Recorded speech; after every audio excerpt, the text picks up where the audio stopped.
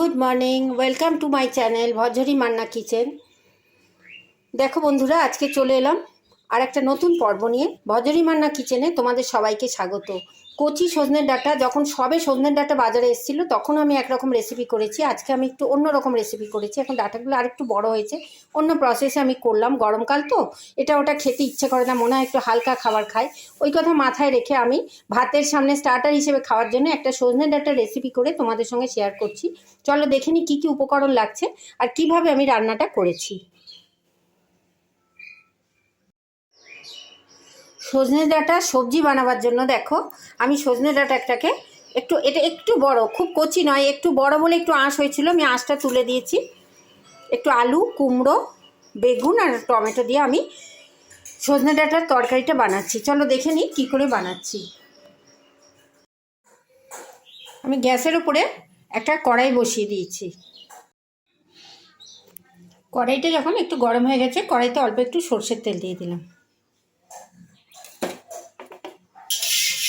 সরষের তেলটা একটুখানি গরম হতে দিলাম। এইবার এর মধ্যে আমি একটুখানি পাঁচ ফোড়ন দিয়ে দিচ্ছি।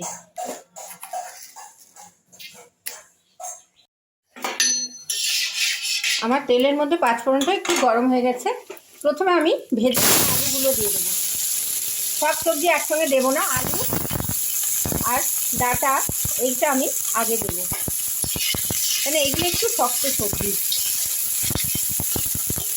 রান্নার প্রসেস সবই এক, শুধু কোনটা আগে কোনটা পরে এটা একটু জানা থাকলে রান্নাটা করতে খুব সহজ হয়। হ্যাঁ, আলুটা একটু দিয়ে দিলাম আর আমি ডাঁটাগুলো দিয়ে দিলাম। আলুটা আর ডাঁটাটা আমি একটু ভালো করে আগে ভেজে নিচ্ছি।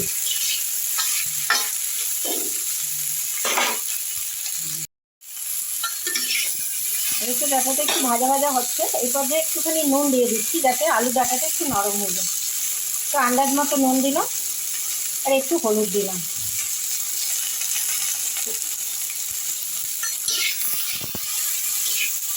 আলুতে ডাঁটাটা একটু ভালো করে ভাজা ভাজা করে নিচ্ছি।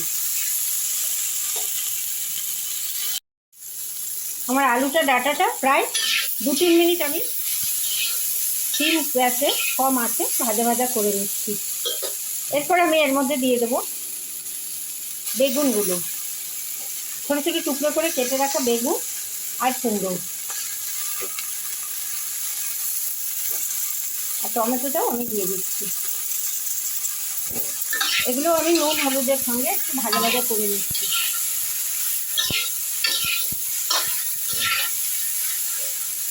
এটা আমি 1-2 মিনিট ভাজা ভাজা করে নিচ্ছি। আমার সবজিগুলো দেখো ভাজা ভাজা হয়ে গেছে।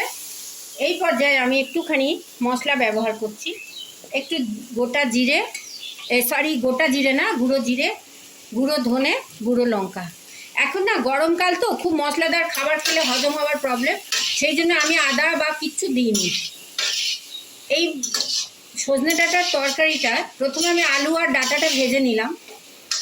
রান্নার না একটা আর্ট, এটা কোনটা আগে কোনটা পরে এটা একটা ট্রিক্সও বলা যায়।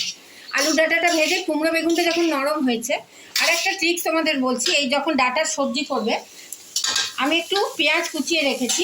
পেঁয়াজটা কিন্তু আমি ফোড়নে ভাজার সময় দিইনি, তোমরা না এই পেঁয়াজটা পরে দিও। যারা নিরামিষ করবে এই পেঁয়াজটা দিও না, কিন্তু এই পেঁয়াজটা কাটা পেঁয়াজটা রান্নার মাঝখানে দেবে, ফোড়নে না দিয়ে। তাহলে পেঁয়াজের এত সুন্দর একটা গন্ধ বেরোয়, ওর স্বাদটা না একটু অন্যরকম হয়। দেখো পেঁয়াজটা দিয়ে আমি একটু ভাজা ভাজা করে নিচ্ছি।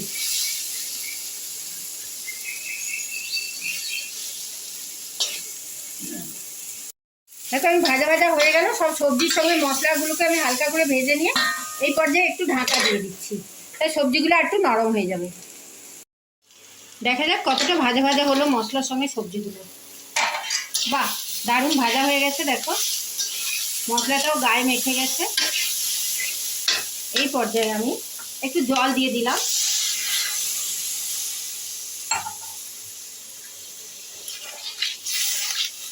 সমস্ত সবজিগুলো মশলার সঙ্গে মেখেও যাবে আর সুসিদ্ধ হয়ে যাবে। অল্প একটু জল দিয়ে আমি এটাকে সেদ্ধ হতে আরও কিছুক্ষণ ছেড়ে দিচ্ছি। এবার আমি ঢাকা খুলে দেখে নিচ্ছি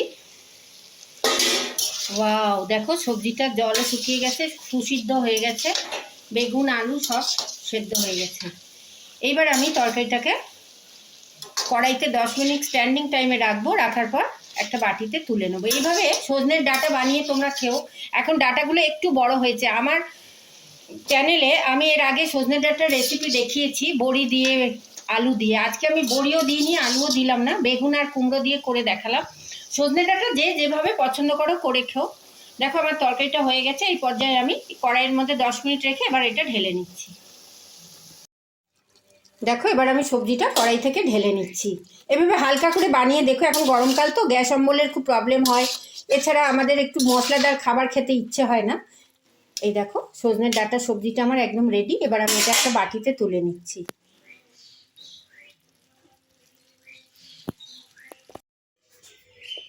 দেখো আমি সজনে ডাঁটার সবজিটা এইভাবে একটা বাটির মধ্যে ঢেলে নিলাম। এইভাবে সহজভাবে গরমকালে হালকা হালকা রান্না দেখার জন্য যদি তোমাদের ভালো লাগে, আমার ভজরিমানা কিচেনে যেও অনেক রকমের রেসিপি আমি দিয়েছি, গরমকালে খাবার, শীতকালে খাবার। যদি ভালো লাগে আমার সমস্ত রেসিপি দেখে তোমরা লাইক শেয়ার কমেন্ট করো, সাবস্ক্রাইব করে বেল আইকন প্রেস করো, যাতে আমার সব ভিডিও তোমরা দেখতে পাও। কোন বন্ধু কোথা থেকে দেখছো জানাতে ভুলো না। অন্যবারের মতো এবারও কমেন্ট করে জানিও তোমাদের কেমন লাগলো। সবাই খুব ভালো থেকো, সুস্থ থেকো। ধন্যবাদ।